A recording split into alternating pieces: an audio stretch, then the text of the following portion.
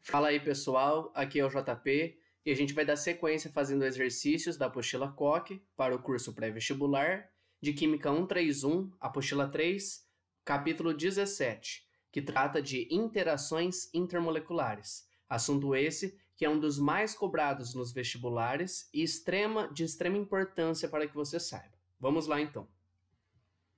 Primeiro exercício. Os alimentos são formados por uma combinação de diversas substâncias químicas, com diferentes funções e quantidades, que nas proporções corretas rendem os saborosos produtos que consumimos frequentemente. Alguns exemplos são mostrados no quadro a seguir, cujo conteúdo é importante para responder a esta questão. Com base no exposto anteriormente, é correto afirmar que... Então, nós temos que julgar aqui algumas afirmações, tá certo? E aí, o que eu fiz? Eu peguei o quadro e peguei os trechos dele conforme a afirmação fazia, tá certo? Vamos lá. Primeira afirmação, ele fala assim: ao ingerir chocolate e imediatamente após um copo contendo 200 ml de água mineral, será formada no estômago uma mistura homogênea entre o ácido esteárico, a água e a teobromina. Vamos lá então. Peguei aqui um trecho desse quadro, né, que ele fala sobre o chocolate. Então tá aqui o ácido esteárico e a teobromina. Ele diz que vai formar uma mistura homogênea. Para se formar uma mistura homogênea, significa que tudo tem que ser solúvel entre si. Todos os componentes. Então, no caso, o ácido esteárico tem que ser solúvel em água e também a teobromina tem que ser solúvel em água. Cuidado aqui, tá? Nós temos aqui dois compostos orgânicos e o ácido esteárico é um ácido do tipo graxo, ou seja, ele tem a função aqui ácido carboxílico e tem uma cadeia carbônica muito grande. Qual que é o problema? Mesmo essa parte sendo mais polar e ajudando na solubilidade em água, prevalece o caráter apolar dessa cadeia carbônica. Assim, por ser caráter apolar, não tem a mesma polaridade da água. Então, não vai ser solúvel em água. Então, quando ele diz que forma uma mistura homogênea, está incorreto, tá? Eu nem preciso analisar a teobromina, mas assim, se eu fosse analisar, eu poderia ver que ela, sim, é mais solúvel em água comparada com o ácido esteárico. Tá certo? Mas como ele fala dos três componentes, então eu já sei que água e ácido esteárico não vão interagir bem, ou seja, está falsa essa primeira afirmação. Vamos lá para a segunda agora. Café e chocolate têm em sua composição cafeína e teobromina, respectivamente, que são isômeros óticos. Então vamos lá. Ele fala da cafeína, que tem no café, que está aqui a fórmula, e a teobromina, que tem no chocolate, está aqui a fórmula. Para a gente saber se são isômeros, vamos lembrar que antes de falar sobre isômeros óticos, primeiro a gente tem que analisar se são isômeros. O que são isômeros dentro lá do que a gente estuda na química orgânica? É quando eu tenho a mesma quantidade de cada um dos meus elementos, né? Então a mesma quantidade de átomos de cada um dos elementos, só que eu consigo reorganizá-los de maneira diferente, tá? Então, primeira coisa é saber se eles são isômeros ou não. Se eu comparar as estruturas, eu vejo que elas são extremamente parecidas, exceto por esse pedaço aqui, ó. Eu tenho um N ligado com H e aqui eu tenho um N ligado com CH3. Ou seja, não importa se todo o resto é mais parecido. Tendo diferença nessa parte da cadeia, eu posso falar que eles não são isômeros. Assim, essa daqui, não preciso nem julgar se são isômeros óticos ou não, mas é falso justamente por conta de não ter a mesma fórmula molecular, ok? Então, vamos lá. Próximo. Embora a borracha de estireno butadieno seja insolúvel em água, considerando sua estrutura polimérica, acredita-se que o xilitol presente na goma de mascar interaja com a borracha por meio de ligações de hidrogênio. Vamos lá. Para poder interagir com ligações de hidrogênio, nós temos que ter na própria molécula H ligado diretamente ou com flúor, ou com oxigênio, ou com nitrogênio, que a gente chama do H-FON. No xilitol nós temos o H ligado com O. Mas aqui na borracha, né, que ele descreveu para a gente, nós não temos o H ligado a nenhum desses três elementos. Então, essa estrutura aqui não interage por meio de ligações de hidrogênio, somente essa outra. Então, essa daqui também está incorreta, tá?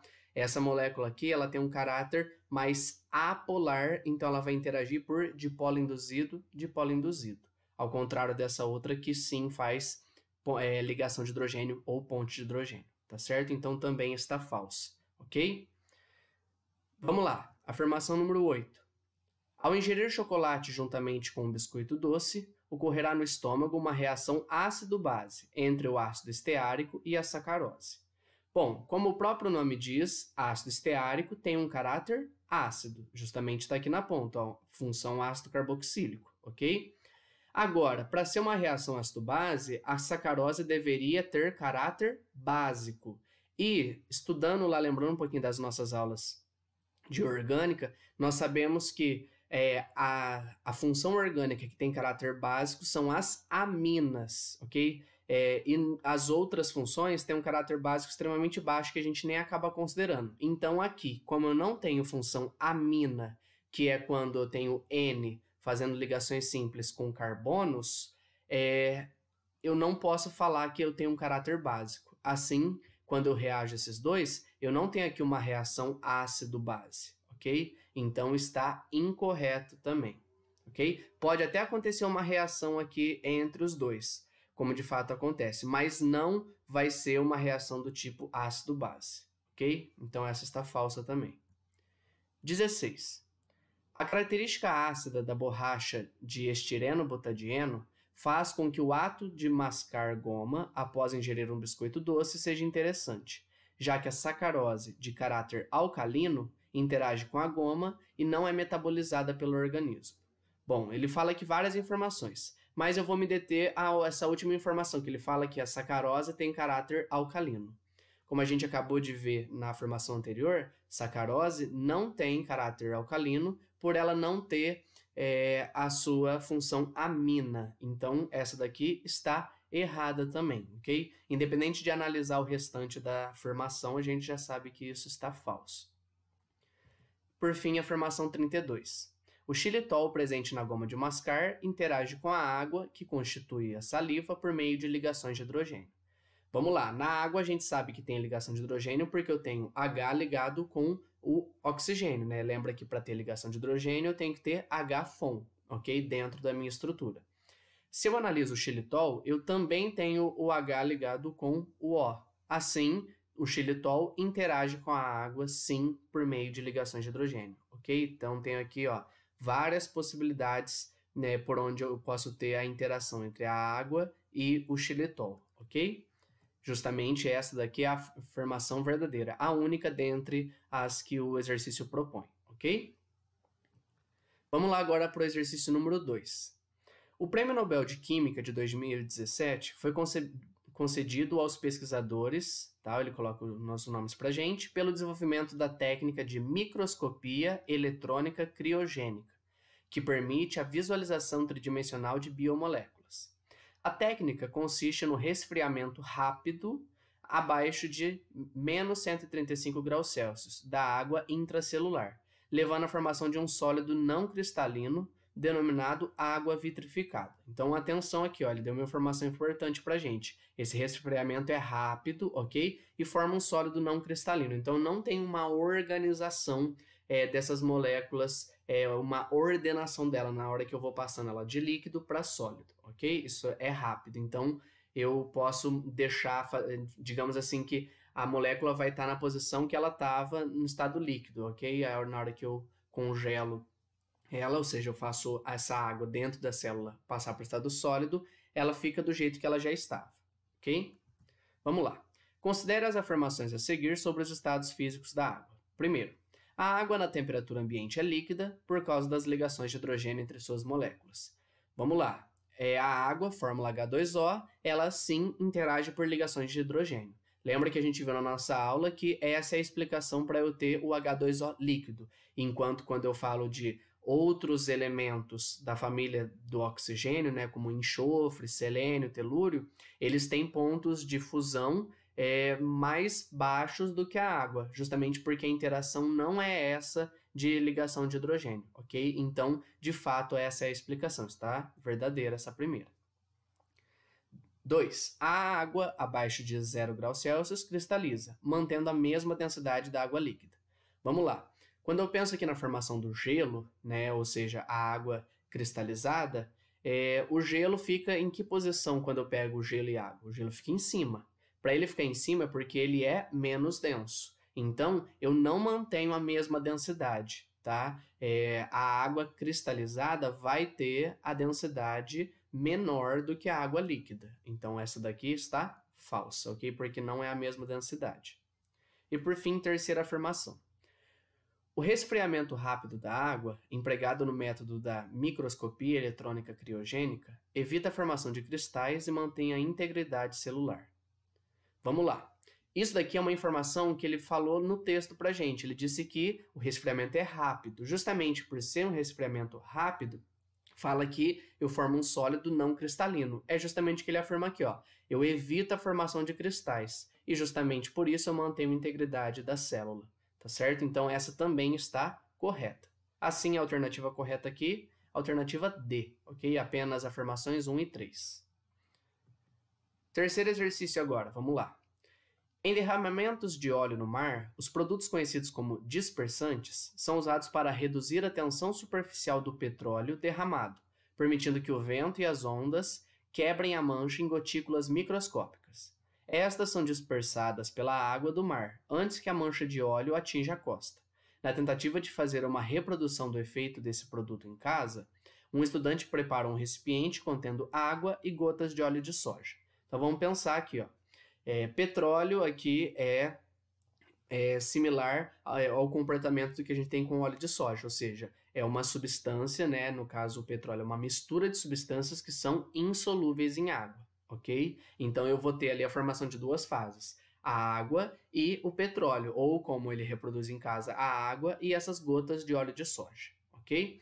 Ele fala aqui de um produto, né, chamado de dispersante, ok? E aqui ele fala que ele vai fazer um experimento para reproduzir o efeito desse produto. O que esse produto faz? Ele reduz a tensão superficial do petróleo, ou seja, ele faz com que na hora que eu formo essa camada de petróleo, né, então eu tenho moléculas de petróleo interagindo apenas com moléculas de petróleo, tá? E aí ele vai usar um produto para justamente diminuir essa tensão da superfície, né, digamos assim, que separa a água do petróleo, essa divisa entre água e petróleo. Ele fala assim: há disponível apenas azeite, vinagre, detergente, água sanitária e sal de cozinha. Qual dos materiais disponíveis provoca uma ação semelhante à situação descrita? Ou seja, qual dos materiais diminui a tensão superficial da água? Falar em diminuir a tensão superficial da água é falar de uma estrutura como a gente conhece em casa do nosso sabão. O que o sabão faz? O sabão permite que eu tenha uma molécula que interaja ao mesmo tempo com a parte apolar, no caso aqui o óleo ou o petróleo, e a parte polar, que é a água. Assim, eu consigo diminuir a tensão superficial das duas substâncias, ok? Formando o que a gente chama de micela. Então, vamos entender aqui um pouquinho desse comportamento. Ó, eu tenho aqui a minha substância apolar, certo? Digamos aqui que seria a gota de óleo de soja. Aqui, em branco, eu tenho as minhas moléculas de sabão, ok? O sabão, se você lembrar lá da aula de química orgânica, ele tem uma cabeça hidrofílica, ou seja, que tem afinidade com a água, e ele tem uma cauda hidrofóbica, ou seja, que não interage com a água, assim vai interagir com a gordura. O sabão vai se alinhar dessa forma aqui, então o que gosta de gordura fica perto da gordura, o que gosta de água fica perto da água, ok? E essa estrutura inteira é chamada de micela. Isso daqui reduz a tensão superficial da água, porque permite que água e óleo formem uma emulsão e aí eu possa eliminar o óleo quando, por exemplo, eu lavo a minha mão com sabão, ok? Pensando aqui das opções, a única delas que consegue fazer essa estrutura aqui é justamente o detergente, ok? Já que ele tem uma função semelhante à do sabão, ok? Se a gente pensar aqui, por exemplo, no vinagre, né? O vinagre ele tem uma parte que é polar e uma parte que é apolar também. Só que por que o vinagre não daria certo? Porque a parte apolar dele é muito pequena, então não é suficiente para interagir com a gordura, tá? E aí ele vai preferir interagir só com a água. O que eu tenho aqui? Essa cauda é uma cadeia carbônica muito grande. E essa cabeça hidrofílica é justamente uma parte bem polar, para conseguir ter esses dois extremos, digamos assim, o que interage com a água e com a gordura. É a ideia do sabão e do detergente. Só lembrando aqui, ó, o azeite vai interagir só com o óleo, não interage com a água. O vinagre vai preferir interagir com a água do que com o azeite. O detergente interage bem com as duas. Água sanitária é uma solução de hipoclorito de sódio, tá? Que é um sal inorgânico. Então, ele se dissolve em água, não tem interação tanto com a gordura. E o sal de cozinha também é um composto iônico, então ele vai interagir com a água e não com a gordura. Então, a única possibilidade aqui, alternativa C. Fechamos aqui a nossa aula de exercícios. Até a próxima. Tchau, tchau.